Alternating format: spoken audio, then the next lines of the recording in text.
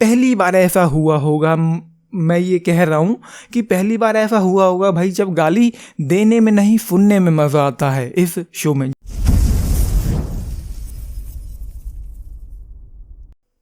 नमस्कार दोस्तों मैंने अभी प्राइम वीडियो पर पाताल लोक का सेकंड सीजन देखकर कंप्लीट किया है। सीजन 2 में इस दफ़ा 8 एपिसोड रखे गए हैं। एपिसोड्स की लेंथ 45 मिनट के आसपास की है। And let me tell you दोस्तों, मैं कह सकता हूँ कि मुझे काफ़ी मज़ा आया है सीजन 2 को देखकर। लेकिन एक बात कहना चाहता हूँ वीडियो में आगे बढ़ने से पहले, वो ये है कि सीजन 2 को शुरू करने से 2 घंटे पहले ही मैंने सीजन 1 को तीसरी बार आज देख करके ख़त्म किया था। एंड सीजन 1 का जो एक्सपीरियंस रहा था वो तीसरी बार भी कमाल कर रहा था। एंड मुझे बहुत मज़ा आया था सीजन 1 को दोबारा से देखने में। एंड उसके बाद मैं इतना ज़्यादा एक्साइटेड था सीजन 2 के लिए कि मैं क्या ही कहूँ। बहुत मज़ा आया था मुझे एंड बहुत ज़्यादा एक्साइटमेंट थी। एंड वो चीज़ें जो यहाँ पर हैं पहले और सेकंड एपिसोड में, वो चीज़ें देखने को मिलती भी हैं। हाथी राम का जो एक अखड़पन है, जो एक हरियाणवी जो एक मिजाज है उसके अंदर, वो देखने को मिलता है। जब वो मुंह खोलता है, जितनी गालियां देता है, बहुत मज़ा आता है। मतलब पहली बार ऐसा हुआ होगा, मैं ये कह रहा हूँ कि पहली बार ऐसा हुआ होगा भाई, जब गाली देने में नहीं सुनने में मज़ा आता है इस शो में। जब वो मुंह खोलता है, कुछ ना कुछ उल्टा बोलता है एंड वो सुनने में मज़ा आता है। एंड मज़ा ही नहीं, हंसी भी आती है बहुत ज़्यादा। जब अगर आप लोगों ने सीजन 1 देखा होगा तो आप लोगों को पता ही होगा मैं क्या कहने की कोशिश कर रहा हूँ। सेकंड एपिसोड में एक सीन था जब जोगी का इंटेरोगेशन होता है एंड वहाँ पर जो भी हुआ वो कमाल था। मतलब बहुत सारे इस शो में ऐसे सीन्स हैं, ऐसे मोमेंट हैं जब मैं दिल खोल के हंसा था, सिर्फ और सिर्फ हाथीराम चौधरी की वजह से। एंड जो सीजन 1 था वो सीजन 1 उसके एंड में जाकर के कंक्लूड हो गया था सीजन 2 के लिए, वहाँ पर कुछ भी बाकी नहीं रह गया था। लेकिन ये किरदार, ये दुनिया, सीजन 1 की जो कहानी थी, जो डायरेक्शन था, जो राइटिंग था, मतलब जो सीजन 1 ओवरऑल था, जो परफॉर्मेंसेस भी थी, एंड स्पेशली हाथीराम चौधरी का जो किरदार था, वो लोगों को इतना ज़्यादा पसंद आया था कि सीजन 2 तो इस शो का आना ही था। एंड सीजन 1 और सीजन 2 के बीच में एक छोटा सा गैप है, कितना गैप है मुझे नहीं पता है, लेकिन सीजन 2 में कम्प्लीटली नई कहानी शुरू होती है एंड किरदार वहीं से उठाए गए हैं।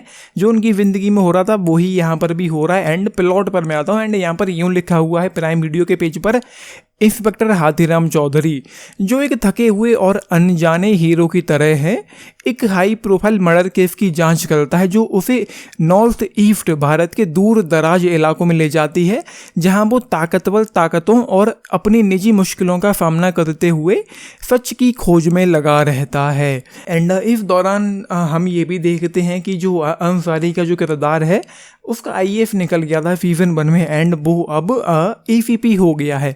सेकंड एपिसोड में एक सीन था जब हाथीराम पहली बार उससे जब वो एसीपी हो गया तो उसके बाद मिलता है तो सैल्यूट मारता है उसको। एंड सैल्यूट मारने से पहले सॉरी बोलता है, क्योंकि वो भूल गया था। तो वो जो सीन था ना, वो थोड़ा सा कुछ अजीब सा मुझे फील करवा रहा था, क्योंकि जो पहले सीनियर था वो जूनियर हो गया, जो जूनियर वो सीनियर, वो जी आप लोग खुद ही देख लेना। एंड इस शो में जो पहले 2 एपिसोड थे मुझे बहुत मज़ा आया, स्पेशली जयदीप अहलावत की वजह से बहुत ज़्यादा एक्साइटमेंट भी थी।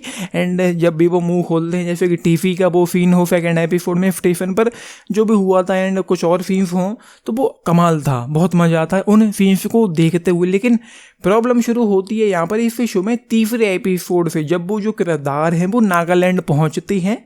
एंड तीसरा और चौथा एपिसोड वो मुझे काफ़ी डल मोमेंट लगा है इस शो का। लेकिन चौथा एपिसोड ख़त्म होते होते जो चीज़ें हो गई थी वो बहुत ज़्यादा सरप्राइजिंग और शॉकिंग हो गई थी। मतलब मैं हिल गया था कुछ देर के लिए कि भाई ये क्या हो गया है इस शो में। एंड उसके बाद 6th एपिसोड में थोड़ी बहुत टेंशन हो गई थी। एंड चौथे एपिसोड के बाद जब चीज़ें थोड़ी सही हुई, हाथीराम वापस से अपने दिल्ली लौट करके आता है नागालैंड से, एंड देन चीज़ें जो हैं वो सही होने लग जाती हैं। एंड वहाँ से मैं अगेन दोबारा से इस शो में अच्छे से इन्वेस्ट हो पाया।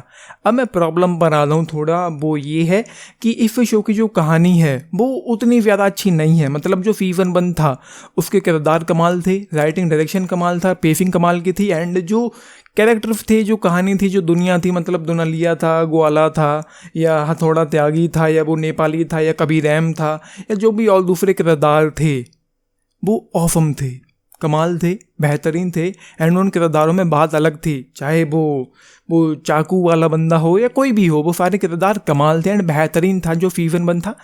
उस काबिल सीजन 2 नहीं है। मतलब जो मज़ा हाथीराम को देखते हुए पहले 2 एपिसोड में आता है और जो सीजन 1 में भी आया था वो मज़ा बाकी के एपिसोड्स में नहीं आता है, कुछ कुछ जगह आता है।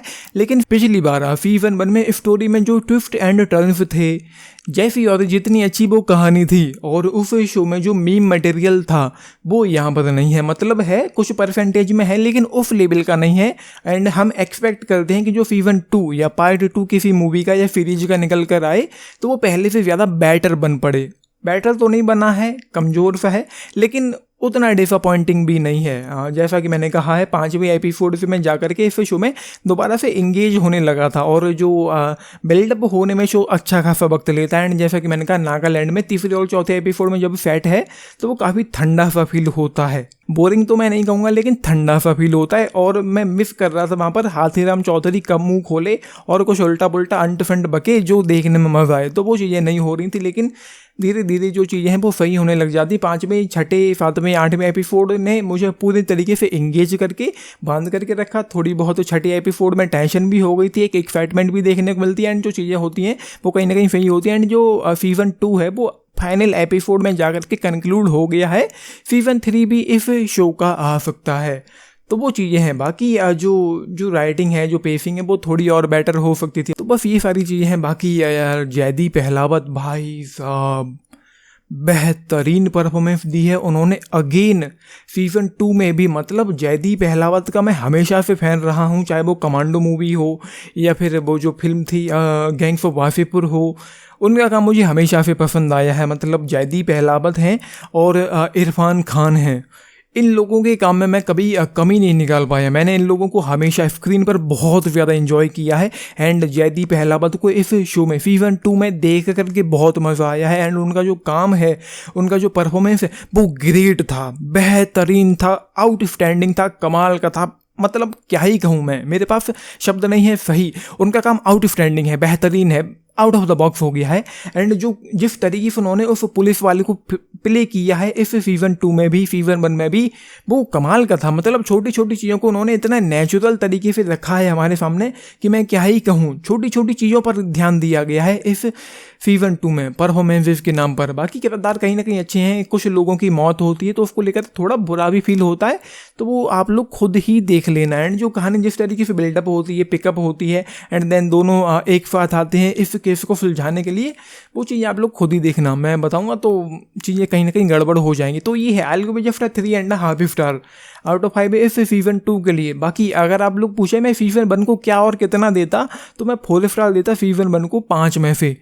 लेकिन सीजन 2 उतना ज़्यादा अच्छा नहीं है। बाकी 10 में से अगर आप लोग पूछें सीजन 2 के लिए 7 स्टार्स आउट ऑफ 10। आप लोगों ने देखा है, देख रहे हैं, अपने टेक्स जरूर लिख के बताना। बाकी जो यहाँ पर जो नागा की जो भाषा बोली जाती है वो उसने मुझे काफ़ी बॉदर किया यार। मतलब सबटाइटल्स पर बार बार ध्यान देना पड़ता है, उसने थोड़ा तंग किया मुझे। तो ये एंड हाँ, सीजन 2 में भी कुछ अच्छे ट्विस्ट एंड टर्न्स थे जो काफ़ी सरप्राइजिंग और शॉकिंग भी रहे हैं। जैसे कि चौथे एपिसोड में जो हुआ, 7वें एपिसोड में जो हुआ, वो है आप लोगों ने देखा है। अपने टिक्स जरूर लेके बताना। बाकी लाइक शेयर सब्सक्राइब भी करना चैनल को। वीडियो को नीतीश शान साइनिंग ऑफ। Thank you.